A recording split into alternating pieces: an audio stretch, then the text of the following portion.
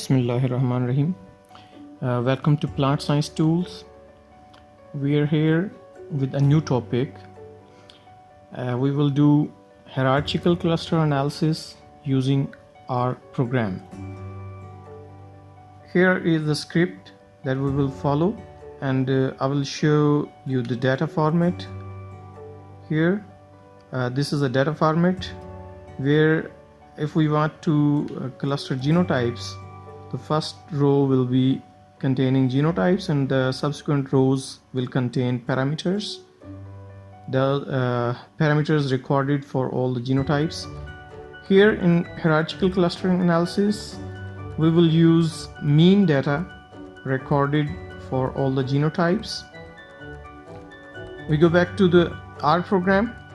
First of all, we will import CSV separated file. So if you are starting with this file, first of all you have to save this file as CSV file delimited. Okay, after saving this, we will go to our program and write this command data and read CSV file choose. So when you will run this command, a window will open. You can select your file from here, select the file will be imported. Then you can observe your data, whether the data imported is correct or not. So for visualizing data, you can use these two commands. Either you can view its head, means first 10 rows, then you can view last 10 rows. This will tell you the structure of your data, whether the data is correct or not. So we will run these two commands together. Okay, our data is complete. All the parameters have been listed here and all the genotypes almost is correct. Okay, then we will view the structure of this data. Okay, this structure tells us that genotype is a character and all the variables are in number, which is desirable. Okay, we move forward and change variable to character type. If we want to change the character type, like if you have some variable and you want to change that variable into character rather than numerical, you can change here. But as we already have all the desired characters in their desired format, like genotypes are in characters and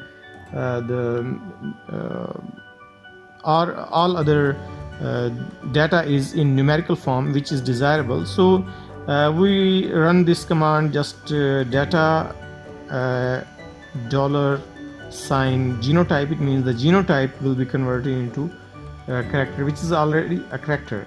We run this command, then structure of the data, and the data structure is same because we have converted the same character into a character.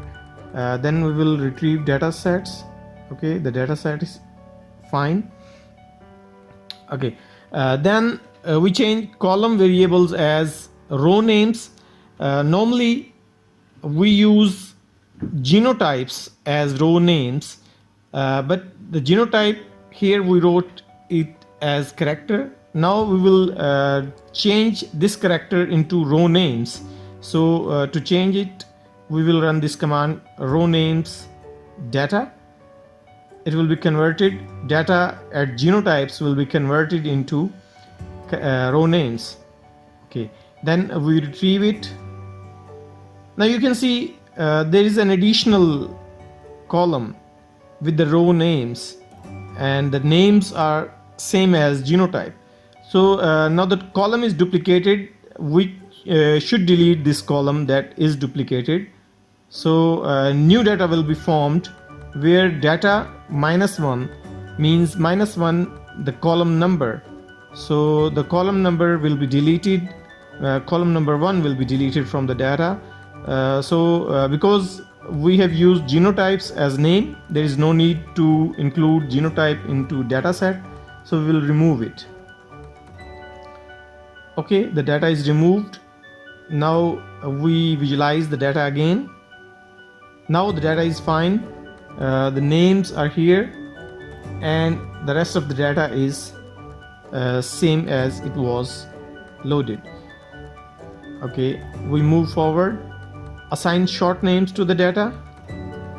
Because we have to use subsequently the data set subsequently, so large names of the data file will be difficult to handle, so we just write short name here.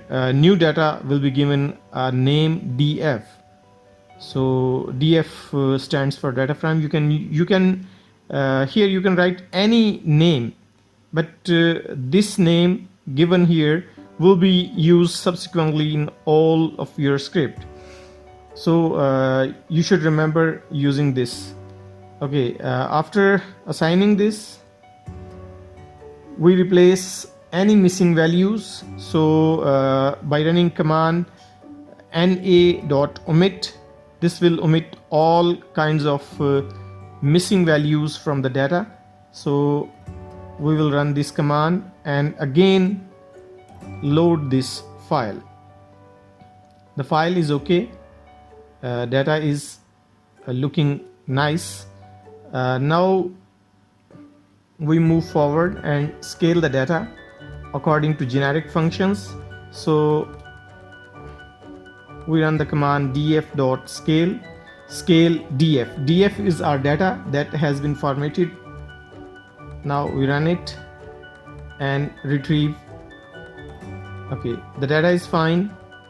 It has been scaled according to the formula given by the R. Now we load a data a package stats.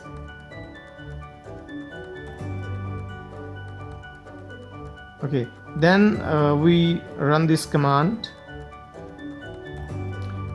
to do the distance analysis or to make distance matrix. Okay, the analysis is done.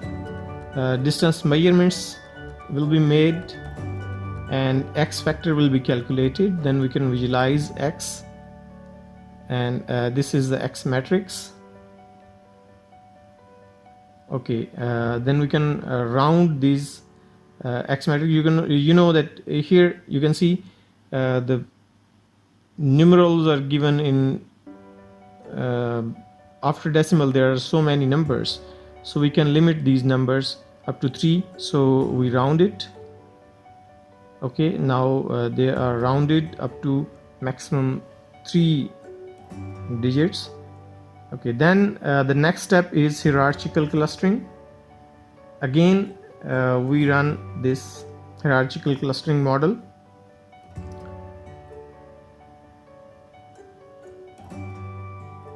Okay,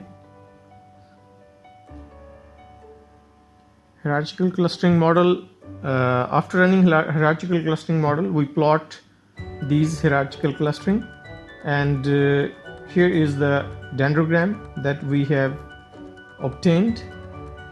Then this is the simple most dendrogram formed by this software.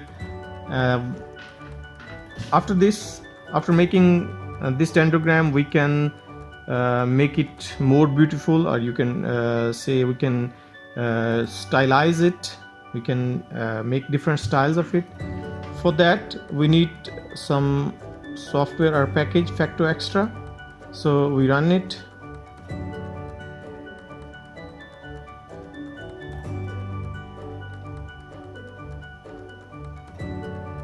Okay, now dendrogram is constructed with their labels aligned.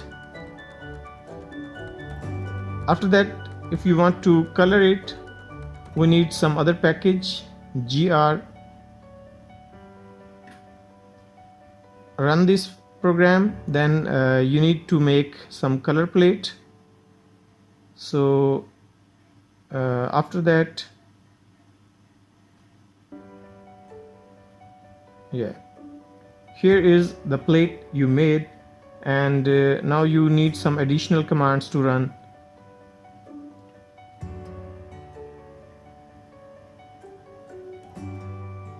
So certain kinds of plates are loaded in it. Now we can run our command again. Dendrogram will be colored. Okay, so dendrogram has been given color according to their clusters. Now we can add some background color as well. Yeah, first of all, we have given boxes to all the clusters. After that, these boxes could be filled with certain background. Okay, and now we can fill these background colors. We can change these colors. Okay, so this is a way how you can change the background color of each cluster. Then there are some additional functions.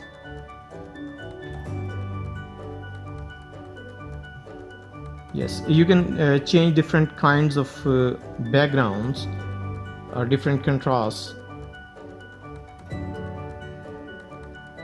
Okay, then you can change alignment.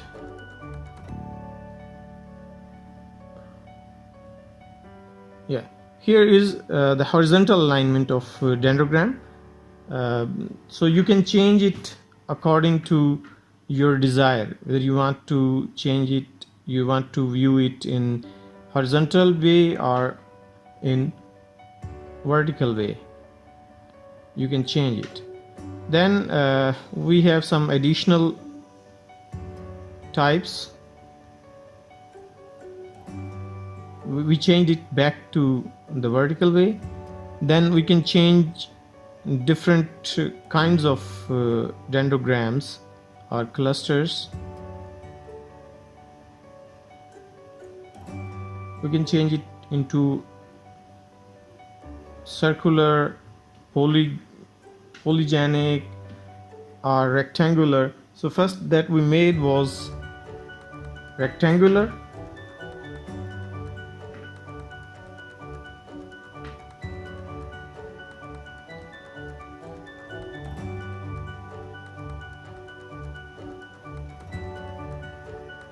Okay, and now this is a polygenic cluster.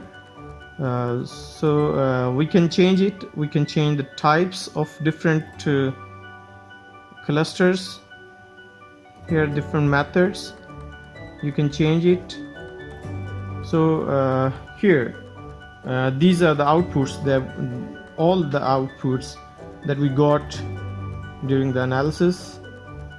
Yes, these are rectangular, and this is horizontal type, and it's horizontal, and this is vertical arrangement.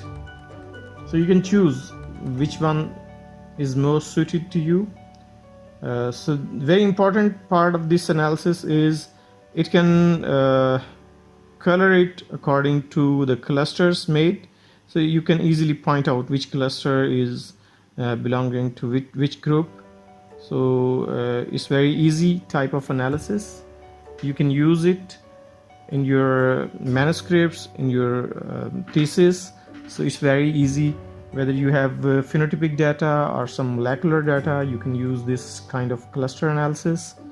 So if you have some query, you can ask us directly, or you can ask in comments. Thank you very much for watching. Do subscribe our channel and keep watching. Thank you very much. Stay tuned. Allah Hafiz.